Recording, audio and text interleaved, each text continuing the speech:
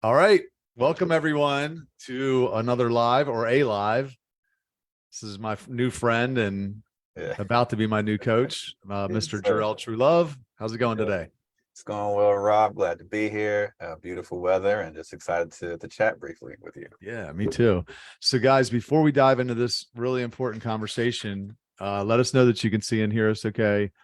Drop a comment, greet us, and however you greet people.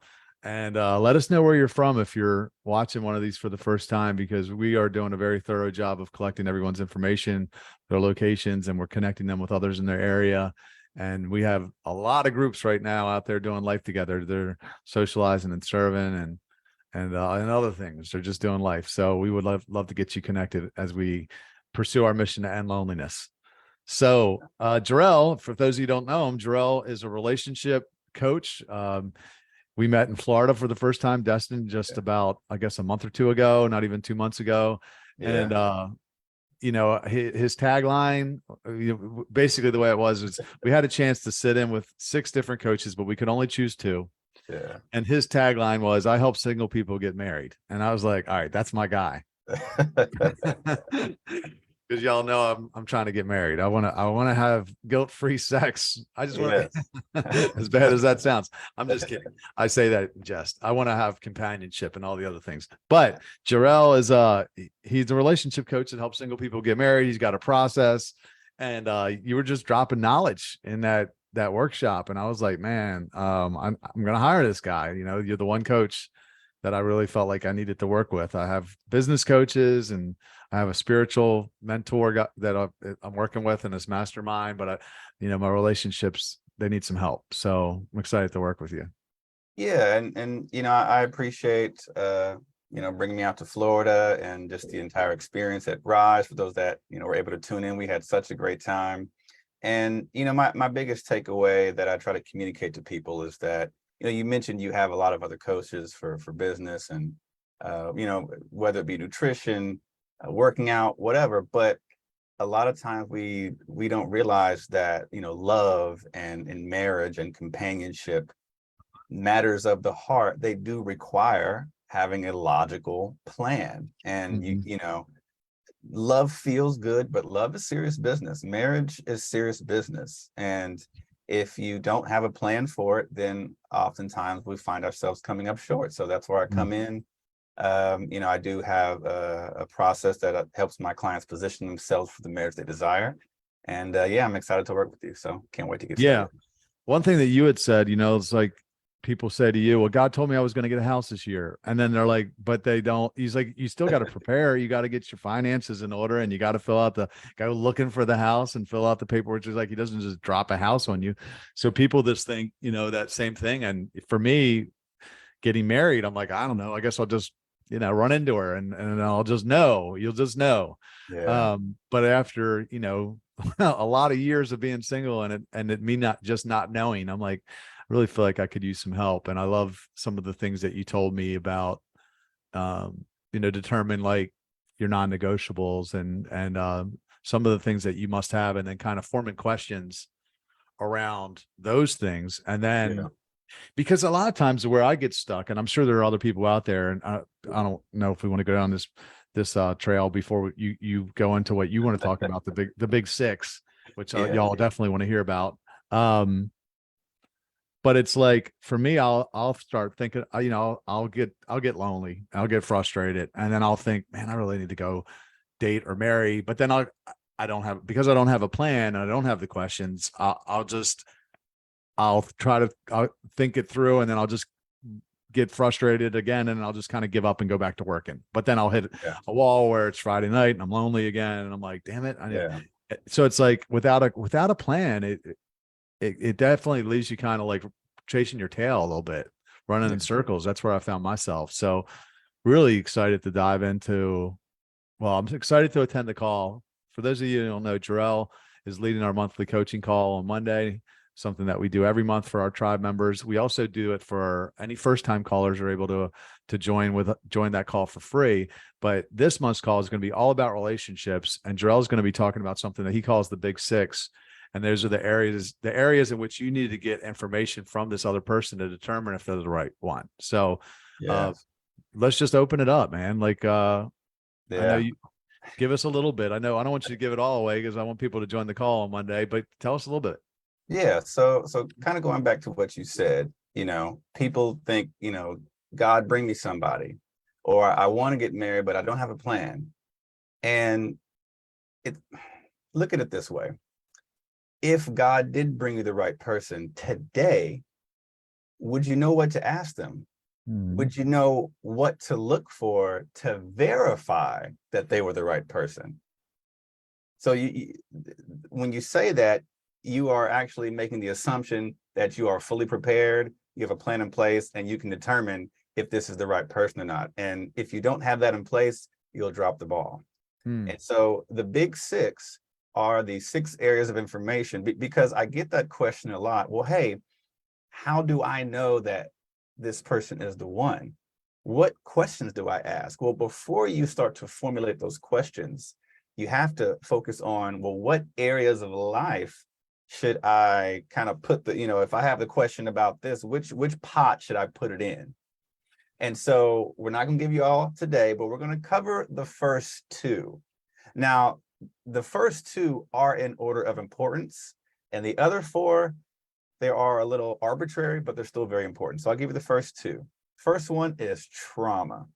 Hmm. And it's non-negotiable. Everybody has been through something, every single person.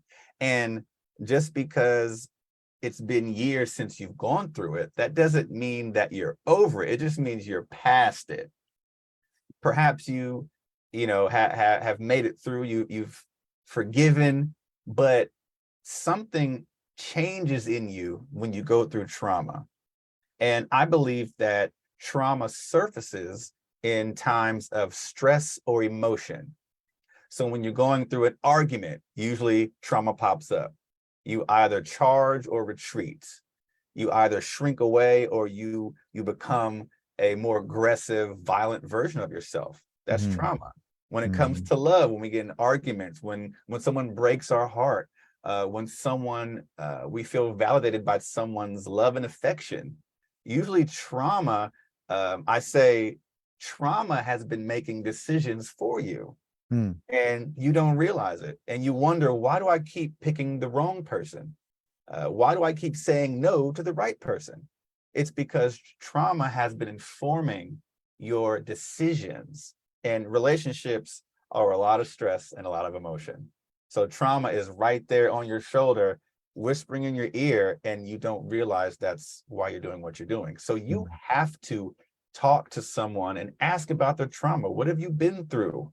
How does that affect you? Why do you think you keep making those same relationship decisions? Have you talked to somebody? I mean, there's so much more, and we could go down that rabbit hole, but gotta talk about trauma. That's number one.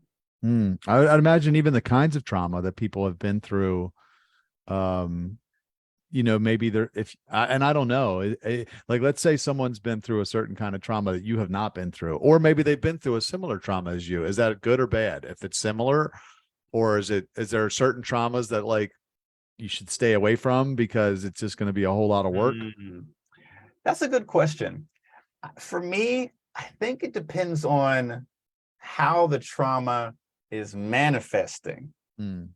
So, if someone has problems with being very, very passive, it's good to know why they're that way. But in my opinion, if they can heal from the current behavior and Mm. work towards a better version of themselves, then Hmm. I think the cause of it is less important. Gotcha. But if someone says, I often say, when you hear someone say, "This is just who I am," that to me is an indicator of trauma. Not trauma that they're aware of and they're choosing not to fix, but maybe they don't realize, no, that's not who you are. That's usually who you've become as a result of what you've been through. Mm. And you can choose to change that. But when someone says, "Oh, that's just me, deal with it.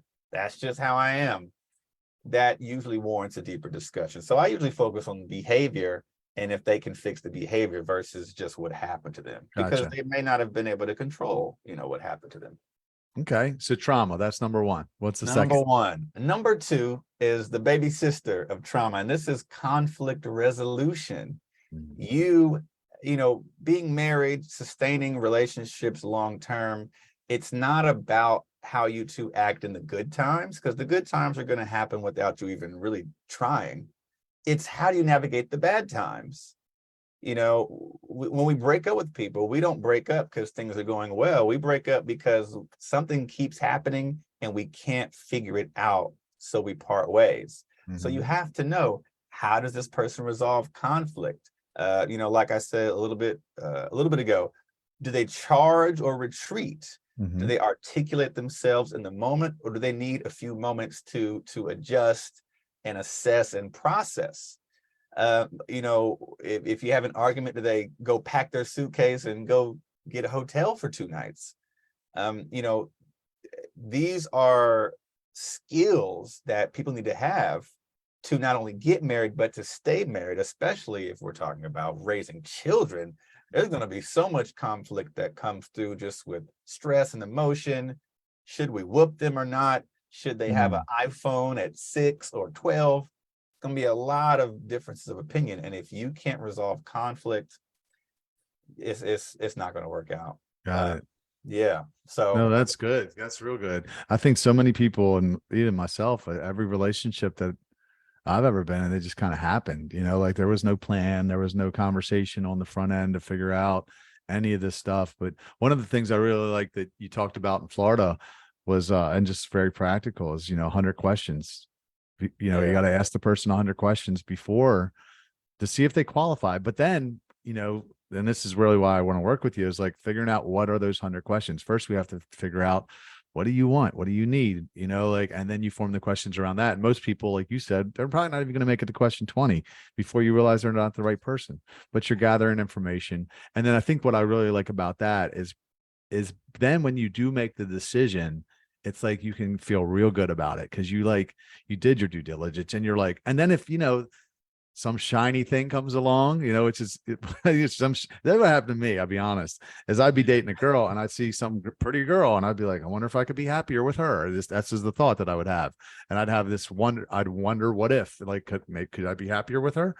But I was not asking myself any questions on the front end. So now it's like, if you do all that work and you ask yourself the questions, you're going to feel real good about, man, no, I vetted this girl. I dug deep on what I need and what I want. And then I went out and did a search, an exhaustive search. And you're gonna feel real good, I'd imagine, which is what I'm looking forward to. So I can't wait to work with you. I can't wait for the call on Monday. Yeah, I know it's gonna be yeah. hot. I know it's gonna be filled with information. Did you have anything else that you want to give people before we jump off? Because I want to give them some last minute instructions on how to join us. Yeah, just briefly touch on what you just said. It does come full circle. Some of my coaching clients, they say, man, this process is hard. I went on a date or talked to someone, they ghosted me. I don't know if marriage is for me. And that's not the case. Marriage is hard. Mhm. Finding someone is hard.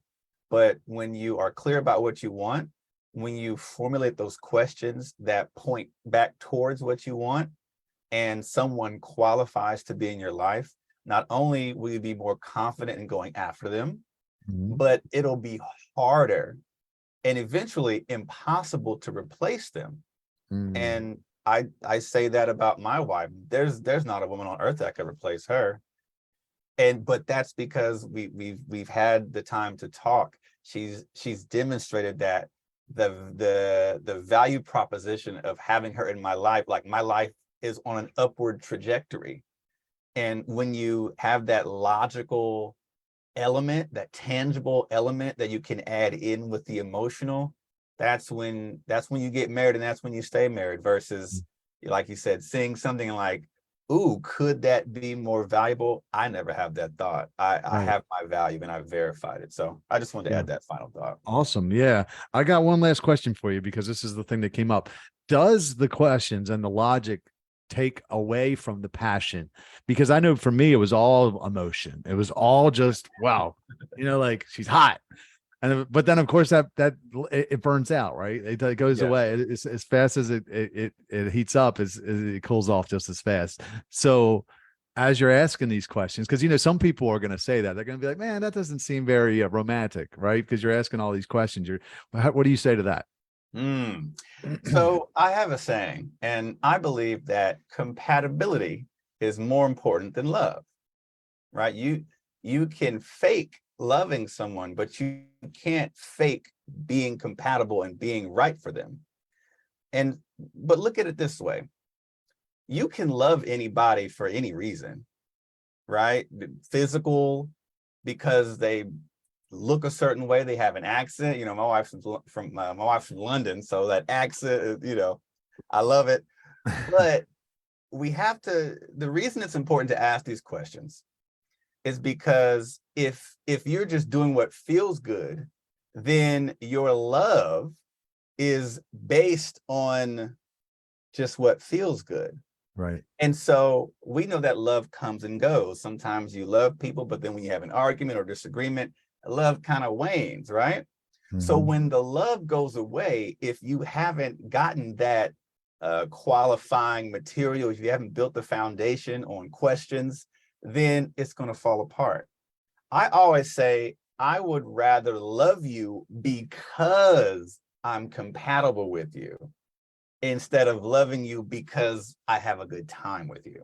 Right. That makes sense. So Sure. it doesn't take away from it. The questions and the information, it actually strengthens the love. It makes it more substantial. And I think deeper, because I'll stop. Yeah. Well, yeah, you got the fruit on the tree.